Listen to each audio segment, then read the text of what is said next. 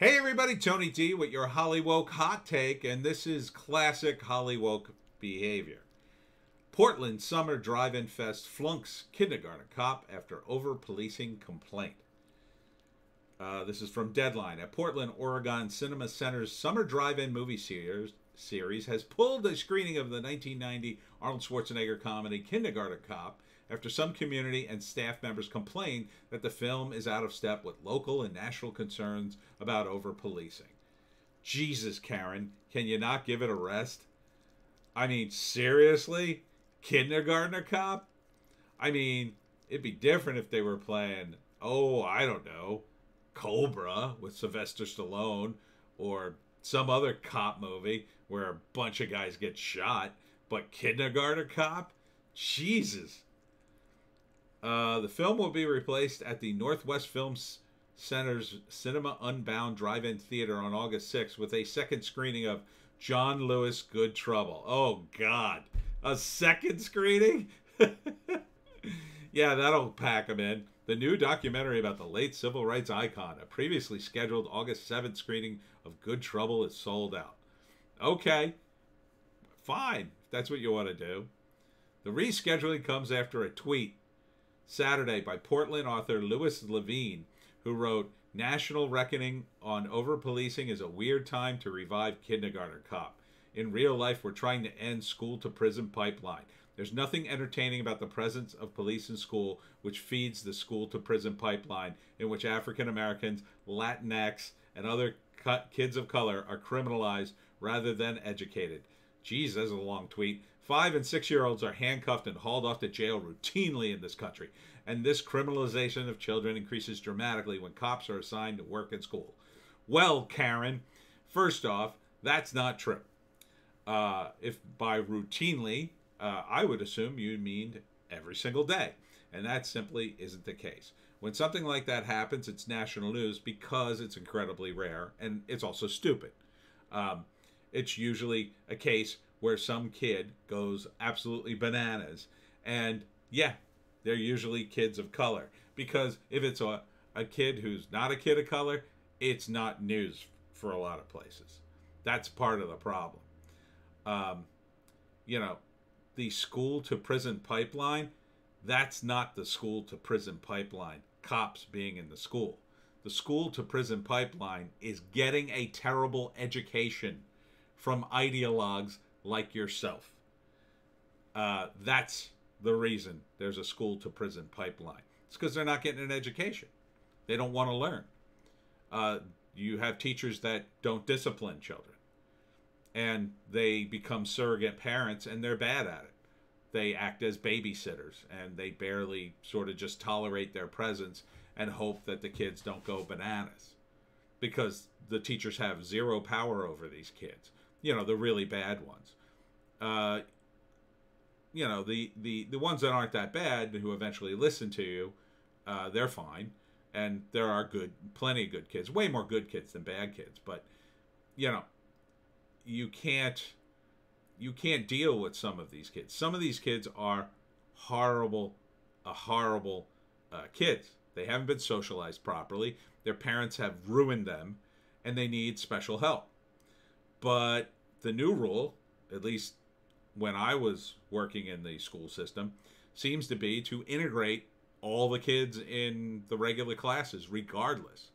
I'll never forget, I was substituting in a class, and I had a kid in my class who was so angry I was afraid of him. That's how angry he got. And he put his hand in his desk and bounced it up and down with a pencil in his hand, and gritted his teeth, and the whole class ignored him. And I thought, oh my God, this kid's out of his mind. And there was another teacher in the room who was doing a reading thing, and she ignored him too. And I pulled her aside and I said, "This kid looks like he's ready to explode.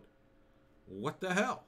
We gotta get him out of here before he hurts somebody." And she just went, "Oh no, that's fine. We know about him. It's better that he's here." How does that work? It's better that he's in a class of 25, 30 kids sucking up all the attention so they don't get an education? No, that kid had to be that kid, to me, wasn't being helped in that class. If anything, he was being enabled. The whole class. No, I was petrified of the kid. When I was in school, a kid like that, he would have been sent home. Like, home. His parents would have been called. Like, your child's acting out in class. Please take care of your child. And then maybe the parents would, I don't know, go get him a doctor and help him out. Not make the school do it. You know, public schools can only do so much. They're there to teach children the basics.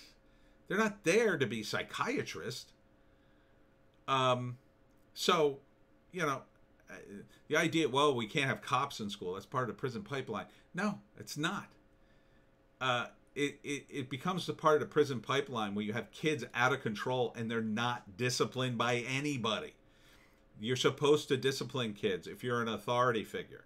Whether it's the problem is they've had to call in the cops because the teachers don't have the power to do that anymore. Now, I'm no advocate for the teachers being able to hit a kid or anything like that, but they should be able to do something. They should have some power. And at minimum, their power should be, okay, get out of my classroom. And then if that keeps happening, the school should say to the parent, we're going to kick your kid out of school, and then you're going to have to find a new school by law. And it's not going to be ours. And once you're out of our school, that's it. You're going to have to get in your car and go drive your kid somewhere or pay a private tutor or teach your kid yourself. Or send them to some special government school that deals with that kind of stuff. You know my thoughts on this. You should privatize all schools. And a lot of these problems would go away. But since you're not going to do that, I mean, this is just more hectoring by Karens as far as I'm concerned. Like, oh, you know, you're removing a ridiculous Arnold Schwarzenegger. It's one of the most ridiculous comedies and movies he ever did. You know, first off, he's Arnold Schwarzenegger. He talks with a thick Austrian accent, you know, which he did in just about every movie. But it's just like, you know, he's playing a parody of himself in this. It has almost nothing to do with the kids are just like the comic relief, and they drive Arnold crazy. And the idea that this is somehow harming children to see this is nuts. It's absolutely nuts. What I think they're mad at is because, you know, cops are the good guys in this. You know, Arnold's a good guy. And that to me doesn't sit. It seems that wouldn't sit well with the SJWs of the world. Well, we don't want the cops to be good, you know. I guess they would just rather, you know, the cops, the drug dealer in the movie just run amok, and, you know, everybody respect their cultural boundaries or something. But this is ridiculous. It's absolutely ridiculous. I mean, look at this still from the trailer. I mean, it's just a ridiculous movie. You know, in response to Levine's tweet, the NY Film Center tweeted, after discussion with staff and community members, however, we agree at this moment in history, John Lewis' Good Trouble is a right film to open this year's drive-in series. Well, okay, let's have another film that's a drag. I'm sure that'll be boring as watching paint dry. It was Ivan Reitman who directed that. Did he? You know, it's a classic movie from that era. But this comparison is just completely outrageous. Levine followed up her tweet with a letter to the local newspaper, Williamette Week, writing, "It's true, Kindergarten Cop is only a movie. So are Birth of a Nation and Gone with the Wind. But we recognize these films, those are not, quote, good family fun. They're relics of how pop culture feeds racist assumptions. Because despite what the movie shows, in reality, schools don't transform cops. Cops transform schools in an extremely detrimental way." Yeah, according to you. You know, this is just nuts to compare Kindergarten Cop to the incredibly racist Birth of a Nation, or Gone with the Wind, which was just about the Civil War, you know, you are just virtue signaling. I don't think you care about children. I don't think you care about anything. I think this is just your moment to shine, Karen. Your moment to shine. Look how virtuous I am. I stopped a movie. Yeah, in the 80s, we used to laugh at you people, you Karens, because you were all a bunch of religious wackos. And now, instead of being religious, you're a member of the cult of woke, as James Lindsay calls it. The cult of woke will not have comedy. No. You know, you could remake a lot of classic movies with the religious right as the villain, but replace them with the cult of woke now.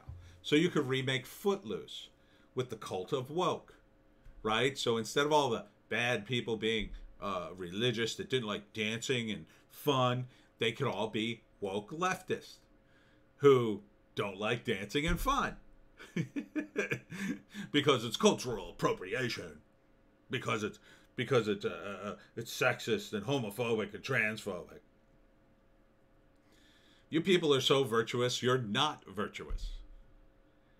And I can't wait for this trend to die. Oh, I cannot wait.